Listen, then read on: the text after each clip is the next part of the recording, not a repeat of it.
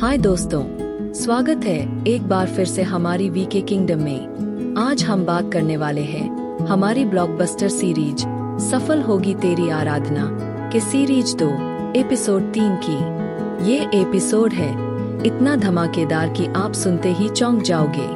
आज खुलने वाला है आरती के मुखौटे का वो राज जो आपके रोंगटे खड़े कर देगा। तो तैयार हो जाओ और चलो गोता लगाते हैं इस मसालेदार कहानी में। दिल्ली के एक रईस इलाके में थी माधव दास की शानदार हवेली। माधव दास एक बड़ा बिजनेसमैन जिसका नाम बिजनेस की दुनिया में दूर दूर तक मशहूर था, और उनकी बीवी थी आराधना, इतनी खूबसूरत कि उसकी मुस्कान से लोग बस दीवाने हो जाते। माधव अपनी आराधना से इतना प्यार करता था कि हर सुबह उसे ताजा गुलाब देता और रात को बगीचे में तारों के नीचे उसके साथ ढेर सारी बातें करता। लेकिन एक दिन अचानक एक बुरी खबर ने सब कुछ उलट पुलट कर दिया। आराधना की कार एक्सीडेंट में मौत हो गई। माधव तो जैसे टूट सा गया। उसकी हवेली जो पहले हंसी खुशी से गुलजार रहती थी अब बिल्कुल वीरान हो गई। लोग फुसफुसाते, माधव अब वो पुराना माधव नहीं रहा। लेकिन दोस्तों, ये कहानी इतनी आसान नहीं थी। इसमें था एक जबरदस्त ट्विस्ट। आराधना मरी नहीं थी, हाँ वो जिंदा थी, लेकिन छिपी थी एक नए चेहरे के पीछे। वो थी आरती, एक सीधी सादी सी लड़की जो माधव की कंपनी में छोटी मोटी नौकरी करती थी। अब सवाल ये है कि आराधना ने ये सारा ड्रामा क्यों रचा, क्यों उसने अपनी मौत का नाटक किया। दरअसल इसके पीछे थी एक खतरनाक साजिश, और इस साजिश की मास्टरमाइंड थी आराधना की अपनी धोखेबाज बहन मिंका। मिंका ने आराधना की सारी जायदाद हड़प ली थी, और अब उसकी नजर थी माधव और उसकी कंपनी पर। उसे लगता था कि अगर आराधना को रास्ते से हटा दे तो माधव कमजोर पड़ जाएगा और वो आसानी से सब कुछ अपने कब्जे में कर लेगी। लेकिन यार, आराधना कोई साधारण औरत नहीं थी। उसे मिंका का पूरा खेल बहुत पहले ही समझ आ गया था। उसने सोचा, अच्छा तू चाल चल रही है तो चल, मैं भी तुझसे बड़ा गेम खेलती हूँ। उसने अपने एक भरोसेमंद दोस्त की मदद से अपने कार एक्सीडेंट का नाटक रच डाला।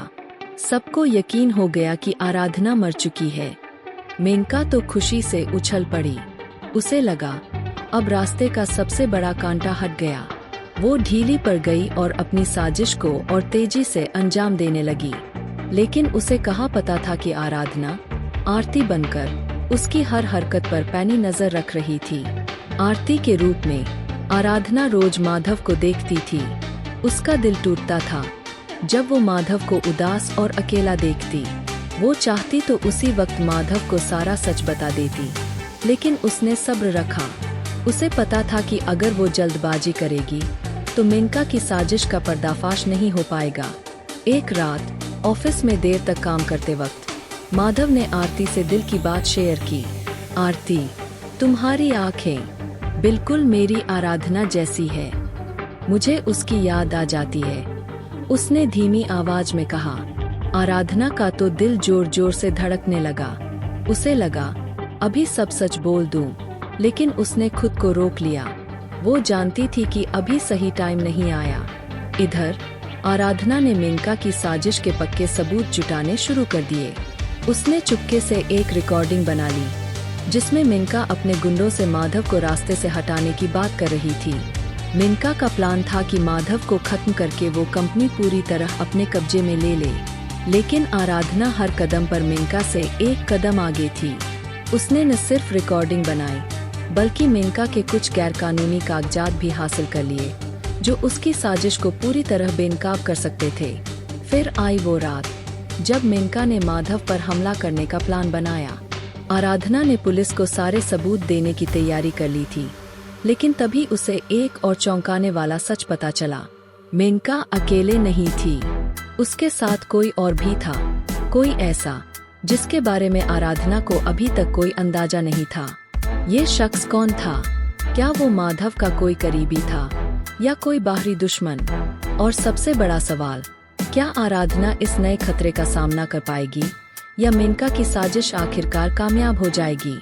बस यार, यहीं पर रुकते हैं। सस्पेंस तो बनता है, ऐ ना?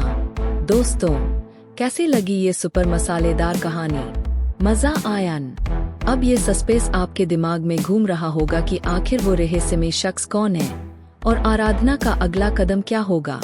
तो जल्दी से अपने दोस्तों के साथ ये कहानी शेयर करो और हमें कमेंट में बताओ कि तुम्हें इस एपिसोड का कौन सा ट्विस्ट सबसे ज्यादा पसंद आया।